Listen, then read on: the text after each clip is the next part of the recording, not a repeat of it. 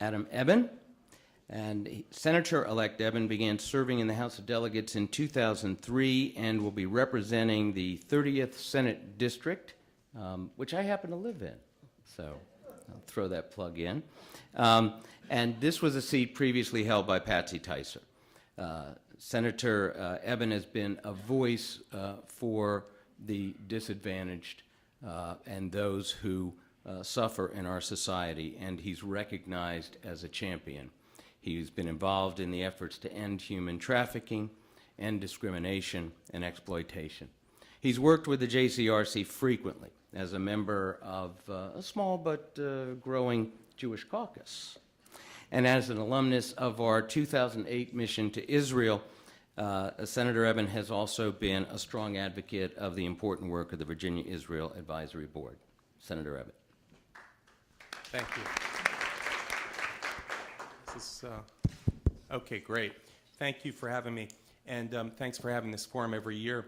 You know, before the legislative session, we get invited to meet with a lot of groups, and few, if any of them, have food as good as you do, so thank you for that. But also, thank you for your legislative agenda, because I have a hard time thinking of groups, or any group that has an agenda that doesn't directly benefit them. And one of the things that's great about the JCRC's agenda is that you're constantly looking out for others, others in the community, less fortunate people in the community, which I think is a great thing. Now, I had two goals for 2011. One of them was to get elected to the Senate, mission accomplished. The other was to serve in the majority in the Senate so I could get a lot more accomplished, and that one was not quite as successful. As you know, and are probably wondering how it'll work, we have a 20-20 tie in the Senate among Democrats and Republicans, and the Lieutenant Governor often breaks ties, or does break ties, in the matters of legislation before the Senate, but it's not clear. The Constitution doesn't indicate that he can break ties in the matter of organization of the Senate. It says the Senate shall be organized by those who are elected. So there's going to be a lawsuit that'll be heard in Richmond, or at least the hearing will be in Richmond on Friday at noon. So we'll see if anything comes of that, because the hope from the Democratic side, at least, is that we come to a power-sharing arrangement. But it's undetermined, and we'll see the results of that lawsuit. I did want to mention a little bit about what I'm putting on my agenda for this session, and it'll include expanding mandated reporters of child abuse, working again with Delegate Bulova on increased penalties for those who would financially exploit seniors and the disabled, and continuing my work against human trafficking. I have a few other things I'll be working on, but I'll look forward to talking about them during the question period. Thank you.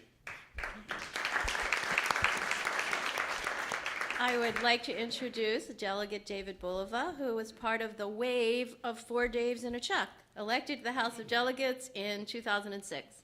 He represents the 37th District and has served recently on General Laws, Agriculture, and Education committees. As a senior planner with AMEC Earth and Environmental, Inc., Delegate Bulova has also sought important environmental conservation measures supported by JCRC, and we look forward to working with him on these and many other areas in the coming session.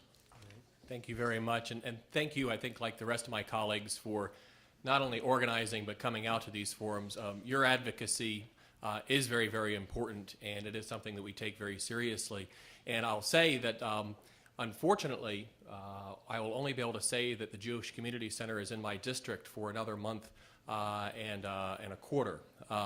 Because of redistricting, my district now stretches out towards the west from the city of Fairfax to the western side of Centerville. But it doesn't mean that I won't continue working very, very closely with you all, and I see a lot of friendly faces in the room and look forward to tackling the issues that you've laid out. I think, like you've heard up here, one of the big issues that we'll continue working on is the budget. And unfortunately, it does continue to be a dire situation where we are looking at not only something that is technically balanced, but we also are having trouble making it structurally balanced. You know, I support efforts, and I think a lot of the legislation this year is going to be driven by some of the things the governor has put together with respect to his restructuring and reform commission to restructure and consolidate different functions. I support a lot of those measures where they make sense.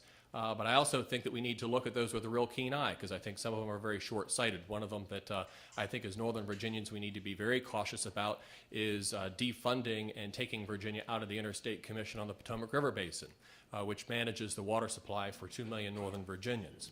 I also support the task force that was put together to take a look at the mandates that are placed on local governments in Virginia to make sure that what's good for the goose is also good for the gander, and that we're not requiring things of local governments that don't make sense or are outdated. I'm actually working with our school system in order to be able to do that. At the same time, we're dealing with a number of issues that are very important to our quality of life. You've heard them up here: transportation, environment, education.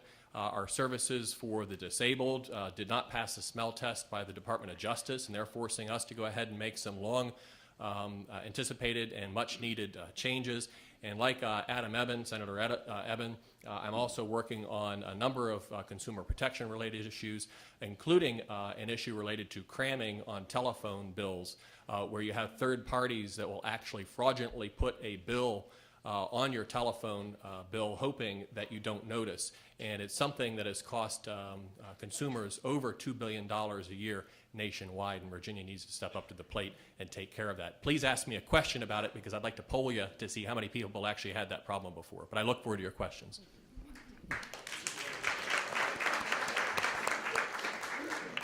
Thank you. Charneil Herring was elected to the 49th District, serving Alexandria and parts of Fairfax, 2009. And during the 2009 session, Delegate Herring advocated for rental assistance for Virginia's neediest families, also for small businesses, and her efforts to help the environment.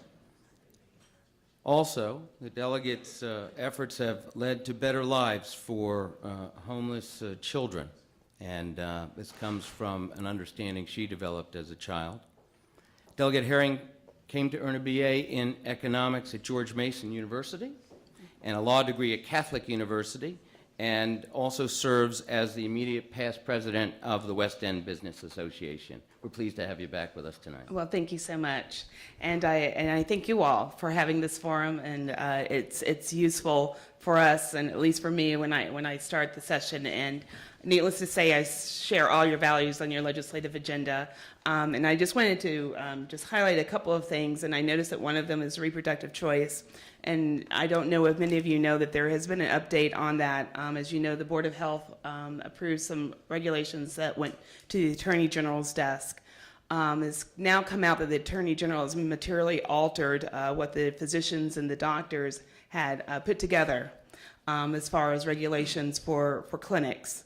It's when I say materially altered, it's significant. They came to an agreement, and it was, it's not partisan. It's just what is medically appropriate.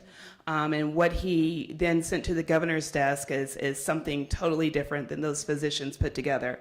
So right now, I'll just give you an update. I met with the governor's office, with people in the governor's office last week, to make a last plea that he be careful about signing these regulations, because they're overly burdensome and they're not what physicians had said needed to be done. So that was an article that came out in the Associated Press. I believe the Roanoke Times also covered that. So we'll keep a watch on that. But it is pretty ironic, because this administration says they want to remove barriers and not overregulate areas of industry, and then we have something like this come up. So I also want to touch a bit on voting rights. It's something that's been part of your legislative packet, but I think that something that certainly will be coming up in the General Assembly is voter suppression laws.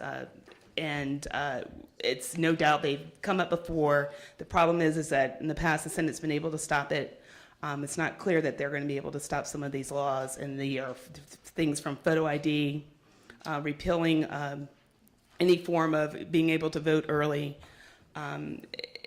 It's really significant, because basically we're going to, it seems like to me, an attempt to change the construct for our presidential election coming up. So I feel like in the House where we'll be on the defensive and fighting against those things and in promoting your agenda, because I know that's something that you really care about is voting rights and allowing people to come to the polls and vote. So we'll be fighting for that. So thank you. Thank you for sharing those updates with us.